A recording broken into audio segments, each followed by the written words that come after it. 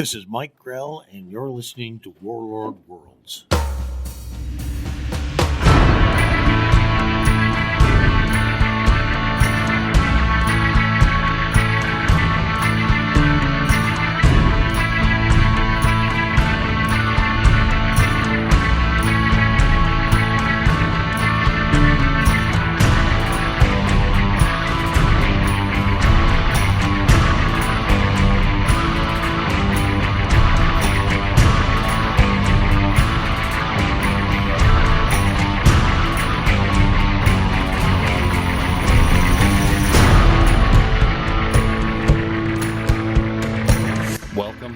Thank you for listening to Warlord Worlds, a fan podcast devoted to the comic creations of writer and artist Mike Grell, including Warlord, Jon Sable, Starslayer, and Green Arrow.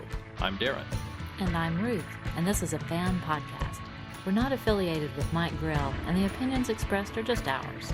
We're doing this podcast simply because we enjoy reading and talking about the comics of Mike Grell. We vary the number of issues covered in each episode based on how story arcs fall. Today we're going to be talking about the Warlord 11 through 14, Jon Sable 8 and 9, Green Arrow 5 and 6, and Starslayer issue 2. If you enjoyed the podcast, be sure to check out MikeGrell.com, which is his official site. He posts upcoming convention appearances there, along with occasional news updates. If you ever have a chance to meet Mike Grell at a convention, we encourage you to do so. He's always friendly and very appreciative of his fans. He has a great selection of prints and does original drawings at reasonable prices.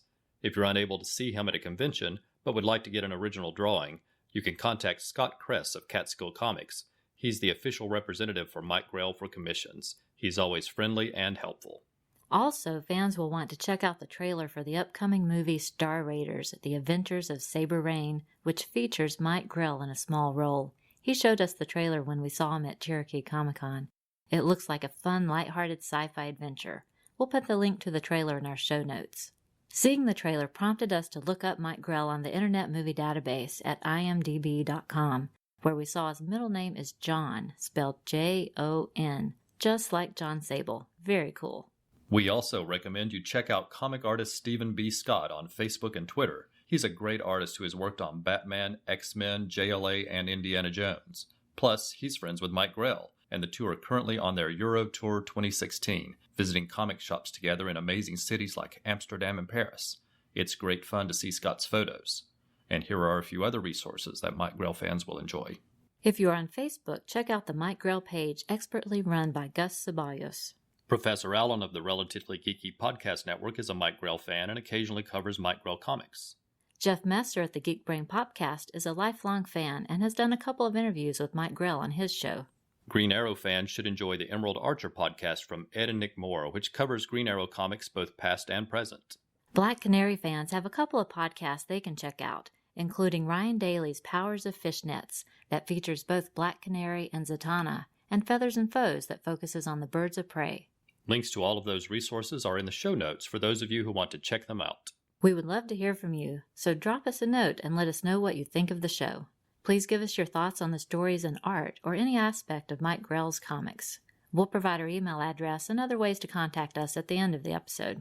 And if you enjoy this show, please consider checking out our other podcast, which is Trekker Talk. It's devoted to the adventures of 23rd century bounty hunter Mercy St. Clair from the pages of Trekker Comics by creator, writer, and artist Ron Randall. Our two podcasts collided recently when Ron Randall posted a fantastic Warlord commission he did for a fan. It features Travis Morgan battling a giant serpent in a swamp. It was a stunning image. For those of you who don't know, Ron Randall drew the Barren Earth backup story in Warlord issues 63 to 88, and he was the primary Warlord artist for many of the later issues of the series. It's a great commission, and we'll post it on both our Warlord Worlds and Trekker Talk social media pages. Our friend Lori Sutton recently posted a link to a TV interview that she did. Lori is a former DC editor, including working as editor on Warlord, as well as a comic writer including issues of Star Trek, and we've had the pleasure to hang out with her at DragonCon in Atlanta. The interview was about the You Choose series of adventure books that she currently writes, which features characters including Superman, Batman, Wonder Woman, Aquaman, and Scooby-Doo. We'll include a link to the interview in our show notes, so be sure to check that out as well. Jon Sable Freelance, number 8, Murder is the Last Resort, January 1984. Created, written, and illustrated by Mike Grell, colors Janice Cohen, Letters, Peter Iro, editor Mike Gold.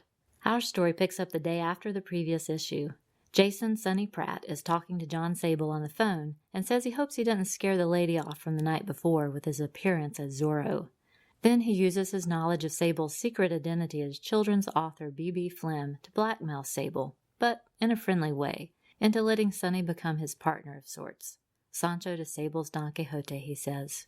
However, their call is interrupted when a woman suddenly appears behind Sable holding his own pistol. She wants to hire him. Her name is Trina Cole, and she works at the Eagle's Nest Resort a few hours north. The night before, she was dropping off some papers to owner Andrew Sherman's office when she noticed the wall safe was open. Knowing he was sometimes forgetful, she went to close the safe just as Security Chief Vince Hawkins walked in, and seeing her at the open safe, he accused her of trying to steal the money inside. She panicked and shoved Hawkins, who fell and hit his head on the desk. She was certain she had accidentally killed him, so she ran. Her picture is now all over the newspapers, and while it turns out Hawkins was only unconscious and not dead, she is still wanted for stealing the contents of the safe, which was more than $100,000 in cash and some jewelry. Sable has his new partner Sonny come over to keep an eye on Trina while he travels to Eagle's Nest to investigate. He finds owner Andrew Sherman is hopeful that Trina is innocent. He knows she was in some trouble in the past, but he wants to believe she's changed, even though the evidence seems clear. The opinion of Security Chief Vince Hawkins is just the opposite. He's certain Trina is guilty. He says he could see the open safe, and the money and the jewels were inside. He saw desk clerk Carter Haynes in the hallway just before entering the office. It was Haynes who found him just a few minutes later when he came to the office to collect some brochures for the front display. So Hawkins knows he was only out for a few minutes, and no one else had time to enter the room and take the money and jewels. Sable also meets singer Angela Ryder, who is currently performing for a convention being held at the resort. Later, Sable and Angela take a walk down to the lake as a shadow watches them from the distance. The next day, the body of Haynes, the desk clerk, is found at the bottom of the stairs. His body is covered in bruises, but the medical examiner is certain it was a heart attack and says the bruises are from the fall down the stairs. Later, Sable finds Sherman talking to a woman at the desk who calls him Colonel. When Sable questions that, Sherman says he spent 20 years butting heads with the brass in the Strategic Air Command. Outside, Sable sees someone searching his car. When he runs toward them, the shadowed figure jumps into another car and drives straight at Sable. Sable pulls out his pistol and fires multiple shots into the front window. The car swerves and crashes, and Sable finds the dead body of Security Chief Hawkins inside. Sable has a story to tell Angela that night. He believes Security Chief Hawkins was the original thief. He opened the safe but was interrupted by Trina. He ducked outside and circled around to catch her instead. However, when he fell, he was unconscious longer than he realized, because when desk clerk Haynes entered the room and saw the unconscious Hawkins and the open safe, he took the opportunity to take all of the money and jewels before Hawkins woke up.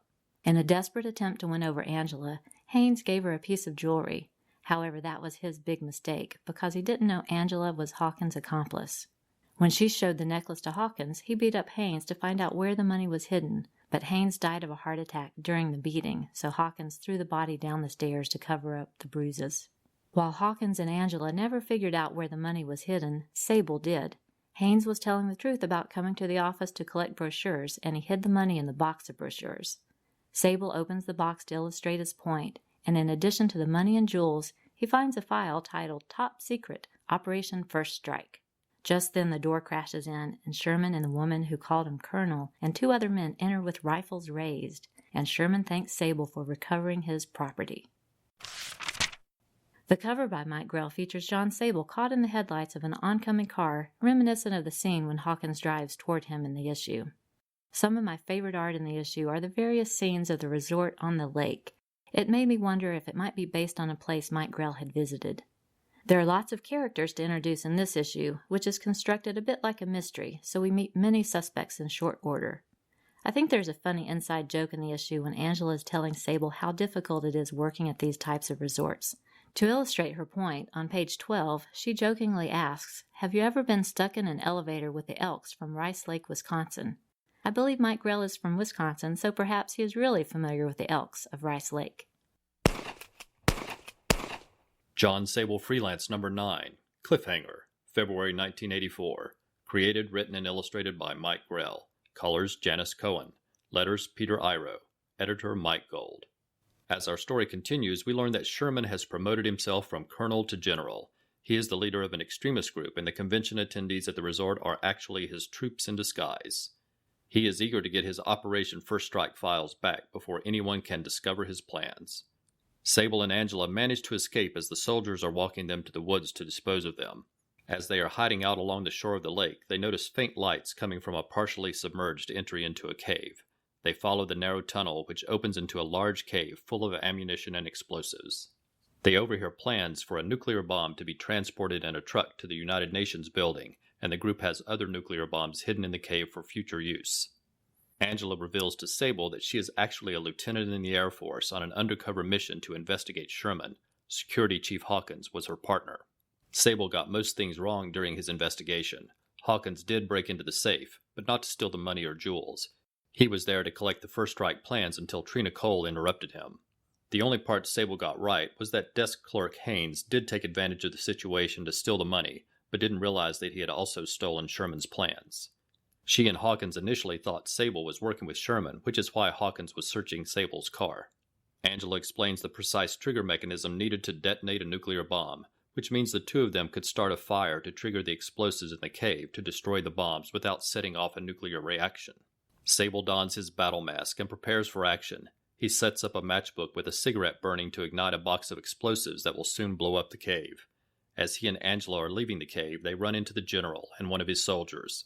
Sable makes an offhand remark to Sherman that he must be a fan of the films Dr. Strangelove and Failsafe. Sable throws a knife that hits the general's assistant, causing him to fall, and knocks the general off the ledge. Angela and Sable escape just as the cave explodes.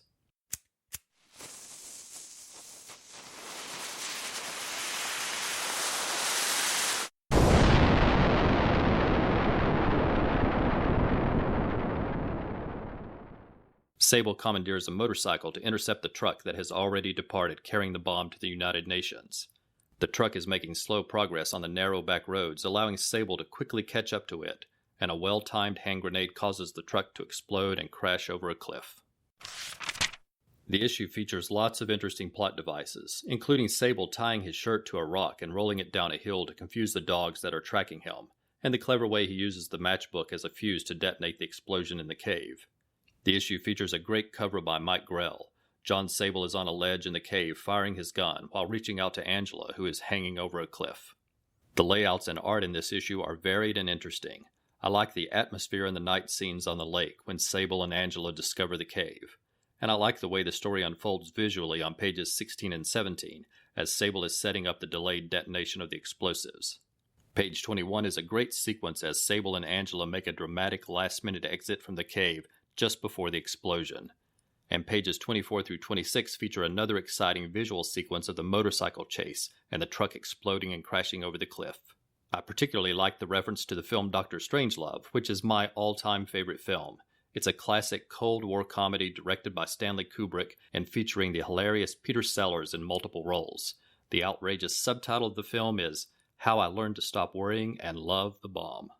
Welcome to Astro City, a Pulp to Pixel podcast, an issue-by-issue ratings and review of the creator-owned comic book series Astro City by the writer-artist team of Kurt Busiek, Brent Anderson, and Alex Ross. You can find episodes of Welcome to Astro City and other Pulp to Pixel podcasts at pulptopixel.blogspot.com, pulptopixel.tumblr.com, through the iTunes store under the Pulp to Pixel podcasts, and through Facebook at the Pulp to Pixel podcast webpage. Man, you come right out of a comic book. The Pulp to Pixel podcasts, exploring the media multiverse of geek culture. He meddled in things potentially well. Starslayer, the Director's Cut No. 2, June 1995. Author Mike Grell. Letters Steve Haney. Colors Rob Pryor. Editor Mike Gold. The story opens in the forests of Britain, in the distant past, with Torrin overseeing his son Bronn's first boar hunt. As the two make their way home after the hunt, they encounter a small band of Roman soldiers. Torrin defeats them all in a bloody battle, then walks to the shore where he sees more Roman soldiers arriving in large wooden ships. He and his son hurry to the village to warn the others. He tells his wife Gwyneth to pack up some items and prepare to hide in the forest. She agrees that is best, but her father, who's the village chief, disagrees. He isn't afraid of the Romans, and instead expects them to bring tribute and trade that will benefit the village. His good friend Ivor is the only other villager Torrin can convince to join them, and as the small group travels deep into the forest, they encounter an old druid necromancer. While they are discussing the dangers of the Romans, Torrin's son finds a sword. The necromancer tells him it is not for him, but for one of his descendants many generations in the future. Once they leave, the druid inserts the sword into a stone, saying, "That ought to hold it." Meanwhile, back at the village, Gwyneth's father is learning the Romans are as devious and treacherous as Torrin claimed. From a distance, Gwyneth sees armed troops surrounding the village. Torrin decides he must return and help defend the village, and he rides away, leaving Gwyneth and Bronn with his friend Ivor. The Roman soldiers are numerous and well-armed, the battle is savage, and soon Torrin is the only villager remaining alive. He is badly wounded, and there is a deep cut on the left side of his face that has blinded his eye.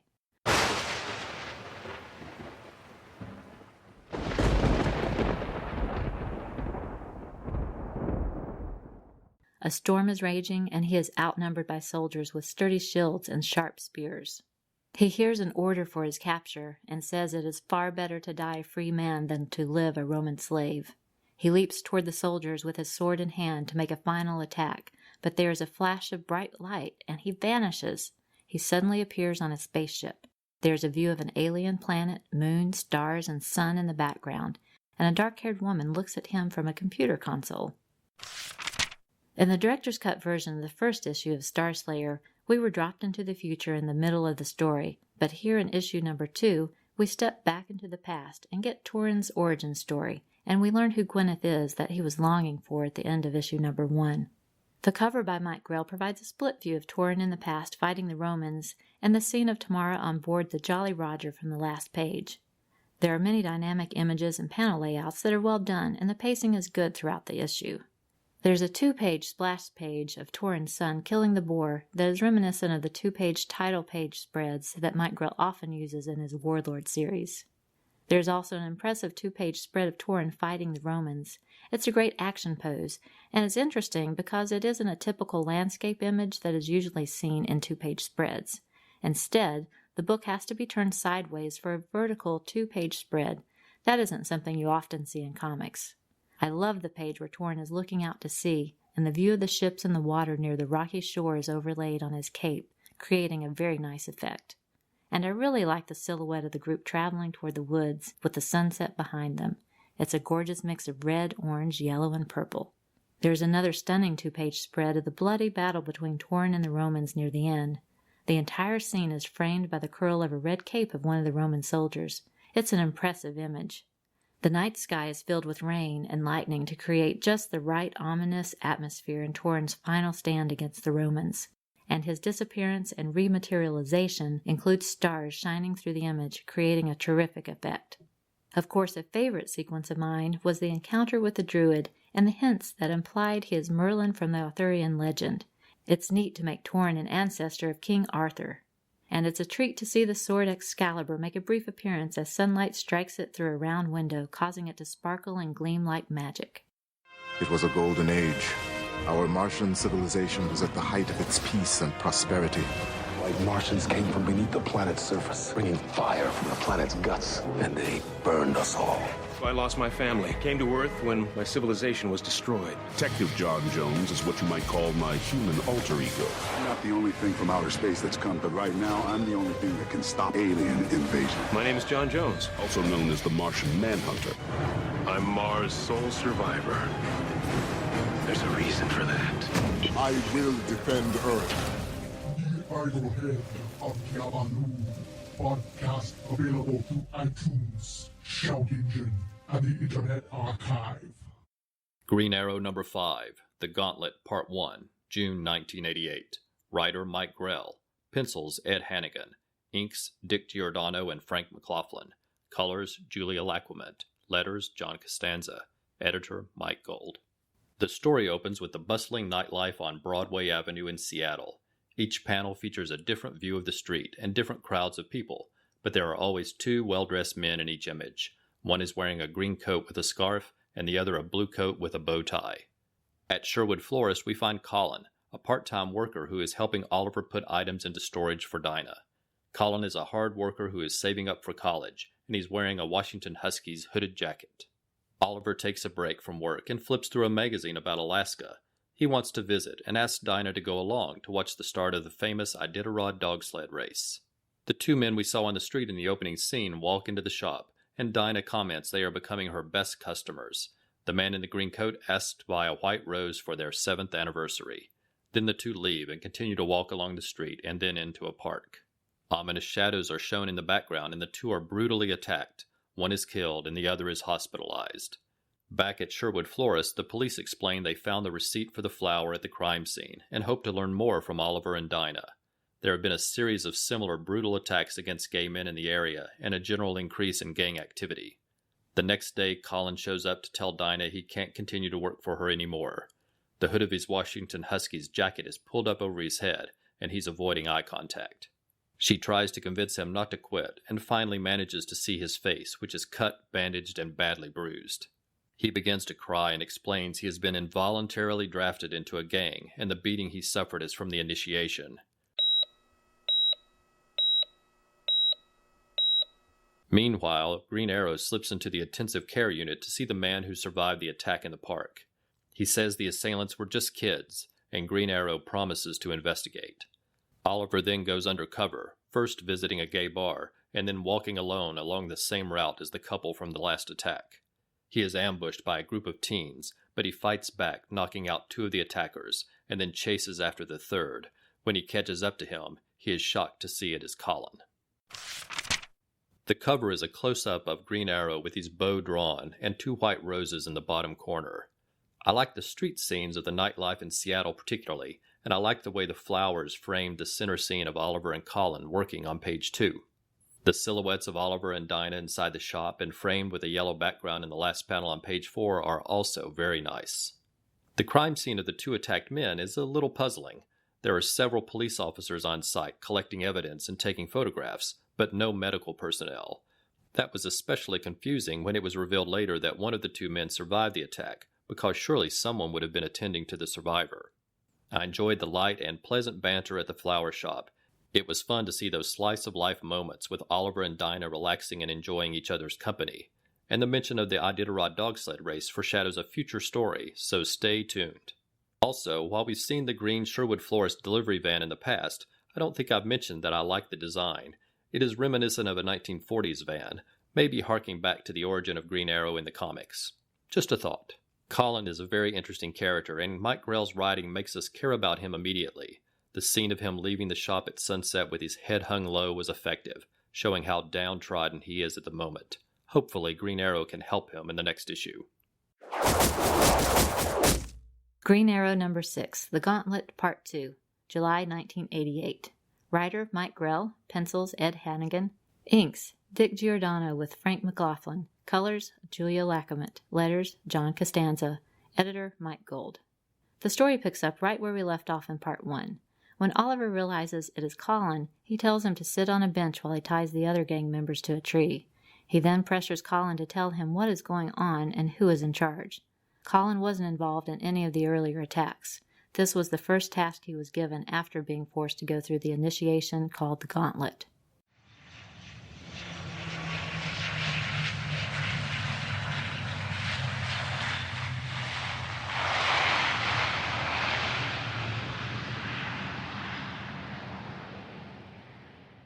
Next we meet Reggie. He is the head of the gang and has just flown into Seattle. He's come for a surprise inspection and visits Kibo, the local gang leader, to get an update on business. The expansion in Seattle is going well. Profits are rising as drug sales and prostitution have increased. Reggie emphasizes the importance of their crime organization relying on small transactions by juveniles to avoid attracting attention, and because the youth don't have to do much time in the juvenile justice system if caught. As Reggie is relaxing with some champagne, a green arrow shatters the glass, and Oliver makes his entrance from the rafters. He confronts Reggie with a newspaper headline about the most recent death in a series of crimes that are attracting much attention in the press. Reggie says he knows nothing of these crimes and would never get involved in something that attracts so much attention. During their conversation, Reggie manages to trigger a silent alarm, causing a group of his guards to barge in with guns drawn. During the standoff, Green Arrow gets Kibo to admit he is the one ordering the assaults. During Oliver's research, he found that Keith Bowman, aka Kibo, had been gang-raped in prison. Reggie interrupts to say he doesn't have to listen to Green Arrow and that nothing he says can be trusted because he has not earned his respect. To earn the right to be heard, Green Arrow must walk the gauntlet, while gang members line up on each side to beat him with baseball bats and other weapons. Bloodied and injured, Oliver crosses the finish line, and Reggie is now ready to listen to him. Oliver wants Kibo to be turned over to the police. Kibo draws a gun, explaining his vendetta is justified because he has contracted AIDS. As he continues to protest, Reggie draws out a gun and shoots and kills him. Later, Oliver is driving the Sherwood Florist van when he sees Colin. He pulls over to encourage him to come back to work and leave the gang. Colin says it is the only way to survive and that nothing ever really changes. Oliver says we'll see. And in the next panel, the headline in the newspaper says, "Modern-day Robin Hood donates $100,000 to fund an inner-city youth center." The closing panel has Greg Osborne reading the headline in the newspaper, and he says, "Gotcha." The cover features Reggie and several members of his gang. The only representation of our title character is an actual green arrow sticking out of the wall behind them. The panel of Reggie's flight approaching the Seattle airport at night is particularly nice, with a star-filled sky and mountains in the background. The champagne glasses shattering is a great startling scene, and the splash page of Green Arrow in the rafters confronting Reggie is a classic pose. The gauntlet fight features overlapping images. Some are in color and some in black and white. It's a nice artistic effect of a very uncomfortable scene. We don't get a happy ending for Colin in this issue, but things are rarely easy or tidy in the gritty reality of Mike Grell's Green Arrow. We'll have to see what comes next.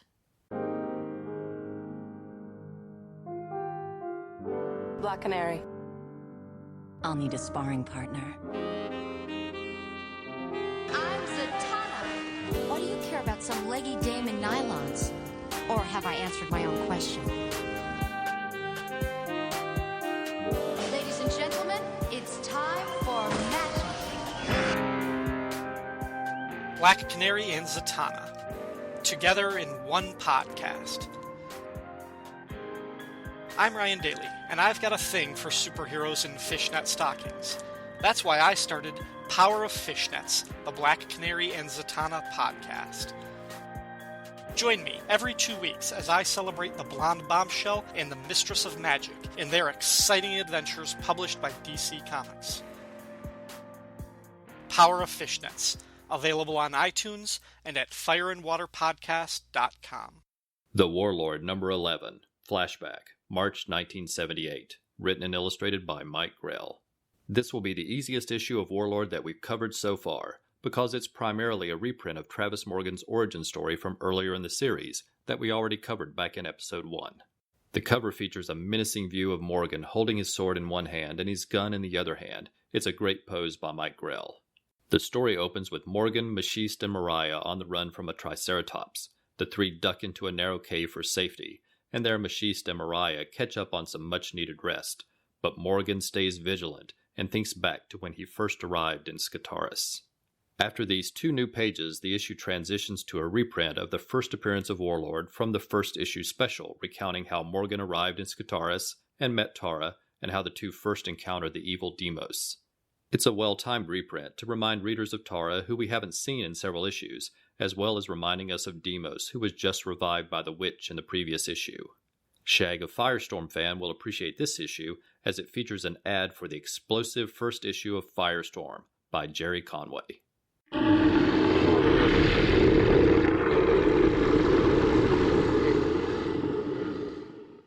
The Warlord number 12, Trilogy, May 1978, written and illustrated by Mike Grell. The story opens with Mariah writing in a book and making accompanying sketches. Machiste asks what she's doing, and she explains she is starting to document her time in Skataris.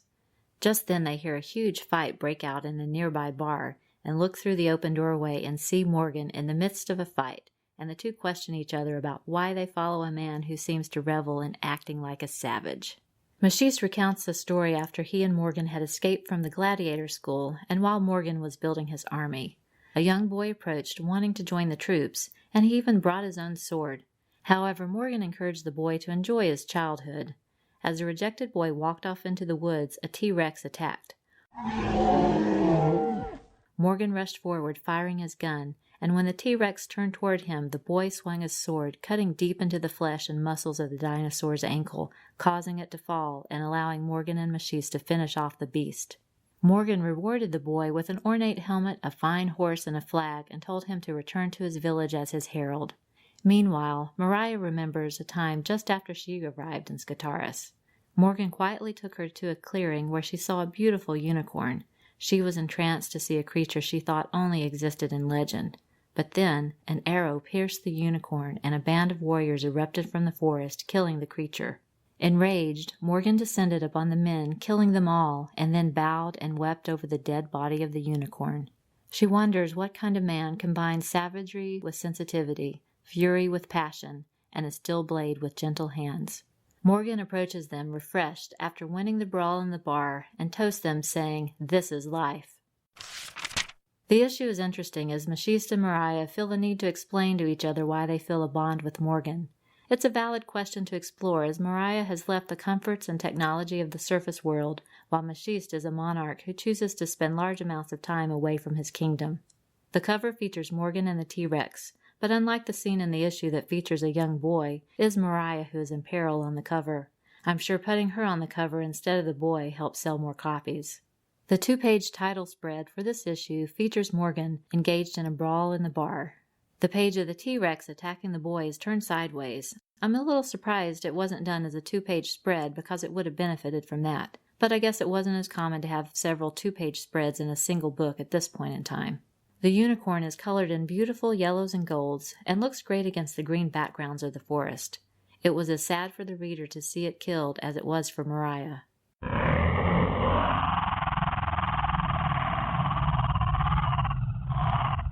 The Warlord, number 13, The Hunter, July 1978. Written and illustrated by Mike Grell. Colors, Adrian Roy. Letters, Ben Oda. Editor, Larry Hama. The Warlord and his companions, Machiste and Mariah, are slowly making their way through a swamp. Morgan explains that although it's dangerous, it's the most direct route to Shambhala, where he hopes to find Tara. Suddenly, a huge and ferocious creature with extremely sharp teeth emerges from the water to attack. All three of our heroes rush into the fight, and Morgan manages to jump on the creature's back and sink his sword deep into its head. As the beast falls, Morgan comments the creature died too easily. He thinks it was already injured, and scans the surrounding area where he finds rifle bullet casings, meaning someone from the outside world must be nearby. Shots ring out and the group runs for cover, but trigger a tripwire, dislodging a log that swings down and knocks all of them down and out. When they regain consciousness, Machiste and Mariah are tied to a tree and have plastic explosives strapped to them. Morgan is confronted by Stryker. He was one of the agents sent to bring Morgan back to the U.S. when he reappeared in Machu Picchu back in issue 6. Stryker was badly injured in their previous encounter, losing his sight in one eye and having to undergo painful physical therapy to walk again. He became obsessed with getting revenge against Morgan, and he spent a year searching for the tunnel entrance to Skataris that had been buried by the explosives Morgan set. Now that he has tracked Morgan down, he wants to hunt him for sport. As motivation, he gives Morgan a chance to find the detonator he has hidden in the forest. It will disarm the explosives strapped to Machiste and Mariah. In addition, Stryker has hidden Morgan's gun somewhere in the swamp. Morgan takes the head start that is offered and runs, being on the lookout for traps that Stryker has set. He avoids many, but triggers one that causes a sharp bamboo spike to stab him in his thigh, slowing him down considerably. In addition to Stryker's traps, Morgan also has to be on the lookout for the swamp's natural dangers, including a giant snake that attacks him, but the Warlord is able to avoid the poisonous fangs and dispatches the creature with his sword. He spots his pistol laying on a rock and knows it's a trap, but is tempted to go for it. Dodging more traps along the way, he reaches for the gun just as the reader sees a wire that will trigger an explosive device.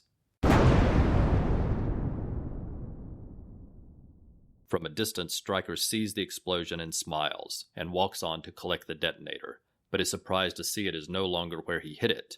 Then he hears, "I smelled the unmistakable stench of plastic explosives."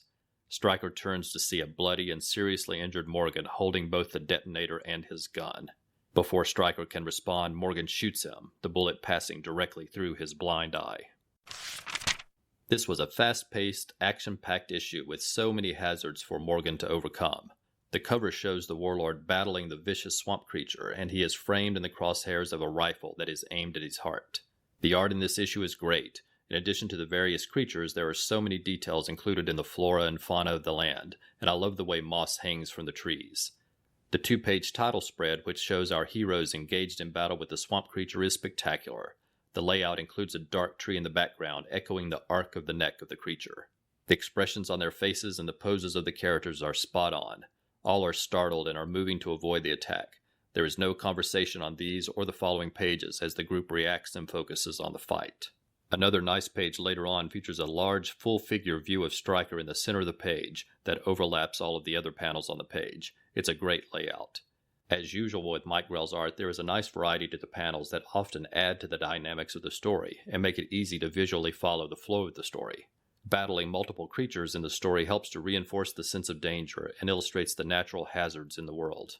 The Warlord commission by Ron Randall that we mentioned earlier in the podcast would be right at home in this issue. It also features Morgan battling a serpent-like creature in the swamp. And we enjoyed the 1-page Aquaman adventure advertising Hostess Twinkies. We're longtime fans of Aquaman and enjoyed seeing him in this fun little ad. For any other fans out there, be sure to check out Rob Kelly's Aquaman Shrine and the Fire and Water podcast. The Warlord number 14, All Men Are Mine, September 1978. Written and illustrated by Mike Grell. Letters Todd Klein. Colors Adrienne Roy. Editor Larry Hama. Our story opens with a concerned Mariah and Machiste looking at an unconscious Morgan. He has developed a serious infection from the many injuries he suffered in the previous issue. Mariah has given him medication from Stryker's first aid kit, but there's nothing else the two can do now other than wait. Inside Morgan's fevered mind, he sees the shadow of a woman and calls out to Tara. But while it does turn out to be the visage of a beautiful woman, it is not Tara. The woman calls out, "Come to me, my beloved. I am the end of all pain and suffering, for I am death." Morgan's reaction to death is to fight, and he lunges forward, stabbing his sword through the woman's heart, but it does no damage. She pulls out the sword and blasts Morgan with a bolt of searing pain and asks, "What is it that drives you, Morgan?" And Morgan calls out Tara's name once again. "You spurn me," Death says, "but in the end you will cry for my kiss." And at that instant Morgan wakes and asks of relieved Mariah and Machiste, "Where can a guy get a good bowl of chicken soup around here?" We get some further reminders of Tara here as the series prepares for her return. The cover features a more traditional image of Death as a skeleton dressed in a black cloak, riding a white horse, carrying a scythe, and preparing to swing it at a fleeing Morgan.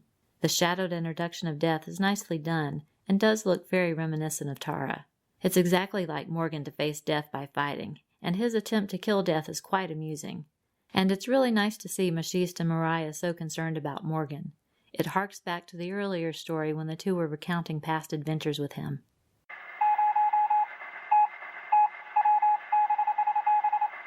Next up is listener feedback when we share the emails and other messages we've received since last time.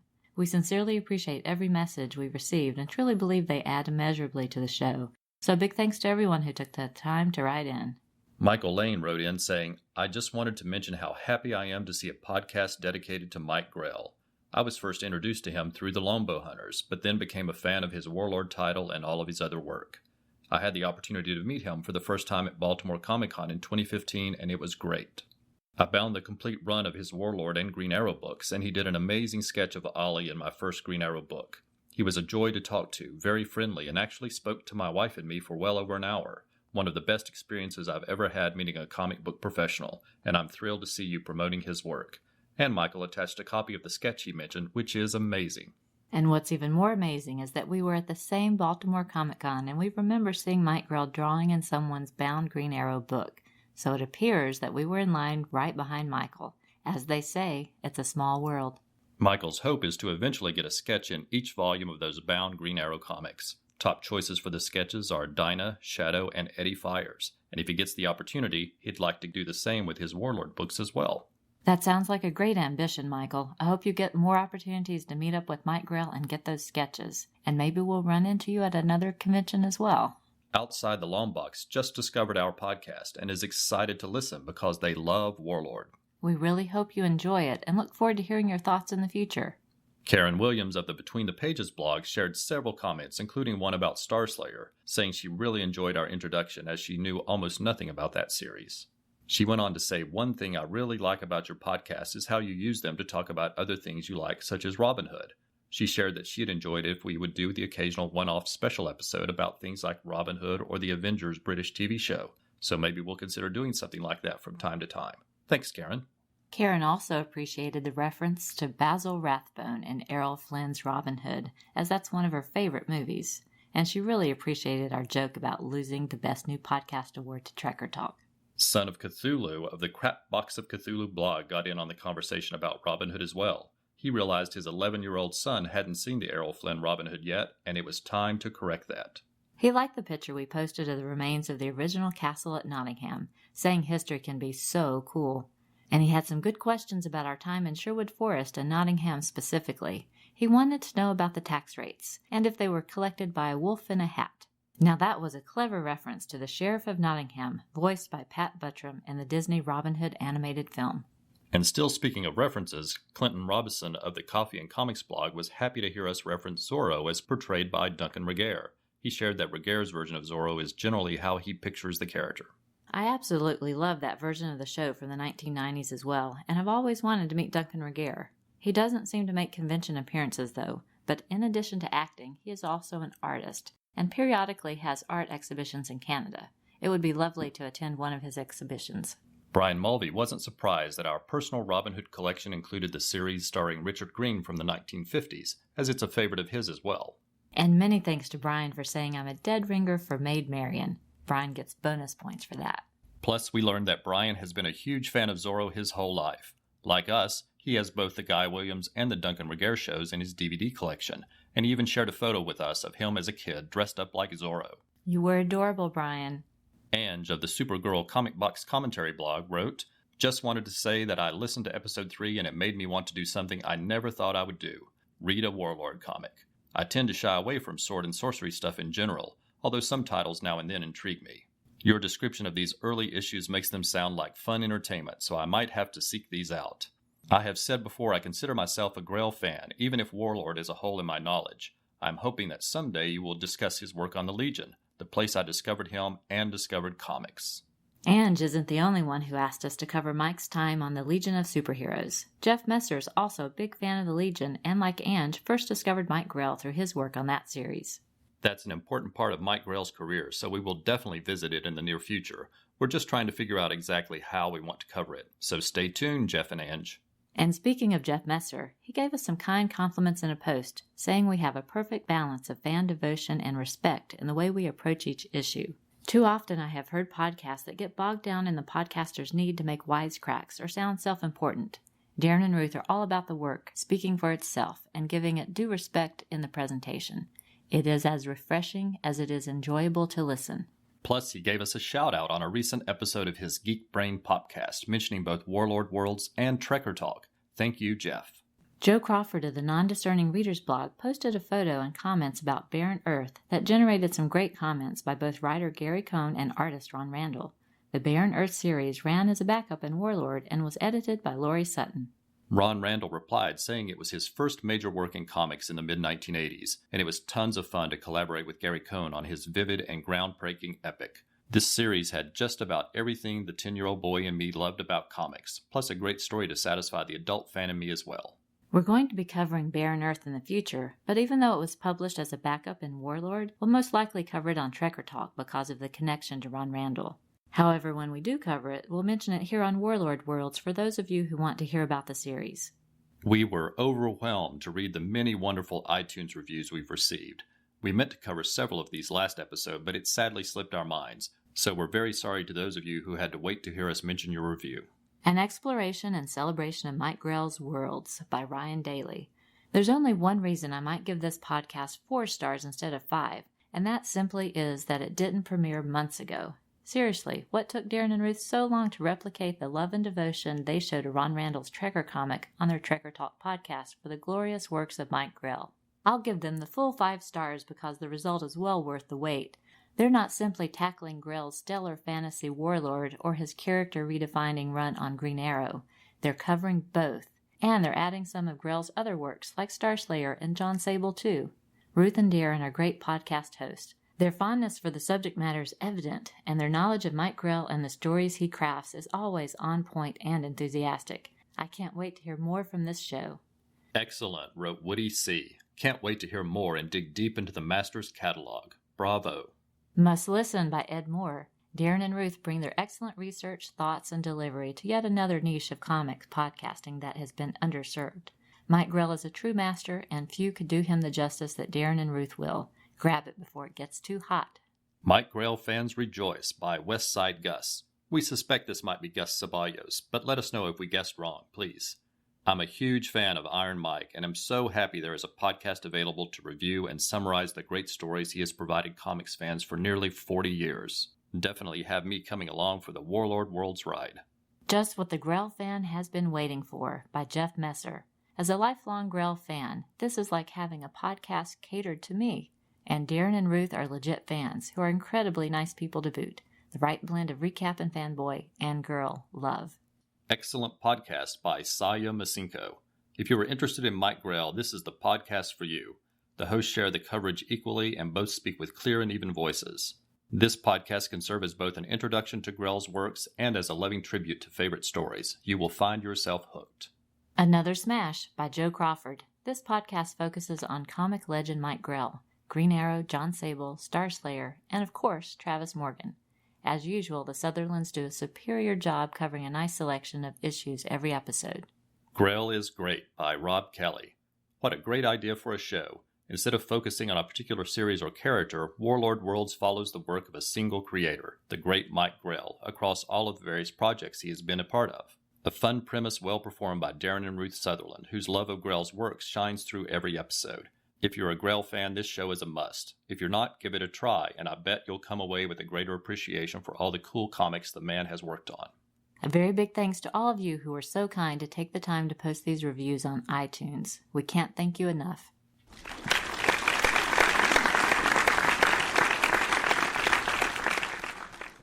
Next, we want to extend our thanks to everyone who supported us on social media since the last episode. These are people who favorited or retweeted our tweets or liked our Facebook or Tumblr pages. Before we start, let us say if we miss a name, please let us know and we'll correct it in the next episode. And also forgive us if we mispronounce your name. Just email us and let us know and we'll be happy to correct that next episode as well. Ange of the Supergirl Comic Box Commentary blog, BC Fan 101, Becca, Birds of Prey podcast, Bold Outless, Brian Balvey, Bronze Age Babes, Captain Marvel 75, Chris Mounts, Clinton Robinson of the Coffee and Comics blog, Comics in Color, David Golding Artist, DC in the 80s, DC TV Podcasts, Diablo Frank of the Idlehead of Diablo Martian Manhunter blog, Dr. G, Man of Nerdology from the Pulp to Pixel podcast, Ed, Terry, and Nick Moore of Till Productions, Gene Hendricks of The Hammer Strikes, Green Arrow Fan, Gus Ceballos of the Mike Grell Facebook page, Holly M, Jason Unmasked, Jeff Messer of the Geek Brain Podcast, Joe Crawford of For the Non-Discerning Reader blog, John Baker, Karen Williams of Between the Pages blog, Kung Fu Comics, Kyle Benning of the Superman and Captain Marvel Power Hour, Laurie Sutton, former DC editor, lesbian comic lover, Let's Talk Shazam, Luke Dobb of Dobb Creative, Mario, Mark Sweeney, Martin Gray of the Too Dangerous blog, Michael Lane, Not Guano Man, Outside Longbox, Paul Carroll, Pietro Blacksimoff, Professor Allen of the Relatively Geeky Podcast Network, Rachel Haynes, Richard Field, Rob Kelly of the Fire and Water Podcast Network, Roel Morello, Rolled Spine Podcast, Ruth Reese, Ryan Daly of The Secret Origins and many other podcasts, Scott Kress of Catskill Comics, Shag Matthews, Firestorm fan, Shazamcast, Son of Cthulhu of the Crapbox Son of Cthulhu blog, Sin, Tim Wallace of Horde Industries Blue Beetle blog, Timothy G. Kramer, the Provocative Praise blog, Tony, and Willie Yarborough. Before we go, we want to provide our contact information. Please let us know your thoughts through email, Facebook, or Twitter. You can reach us at warlordworlds@gmail.com or follow us on Facebook, Twitter, or Tumblr under the name Warlord Worlds. And you can always visit warlordworlds.com for links to all of our social media pages. If you like the show, please consider leaving a review on iTunes. It's a great way to help get the show noticed and hopefully attract more listeners. And please consider subscribing to the show so you always know when there's a new episode. You may also enjoy our other podcast, Trekker Talk, about 23rd century bounty hunter Mercy St. Clair by Ron Randall. In our opinions, Mike Grell and Ron Randall are master storytellers and artists, and we're always happy to talk about their work and hear what others have to say. On the latest episode of that podcast, we covered the conclusion of Mercy St. Clair's origin story in Sins of the Fathers and talked about seeing one of our favorite films, Blade Runner: The Final Cut, on the big screen. Thanks for listening, and we hope you'll come back next month for another new episode of Warlord Worlds.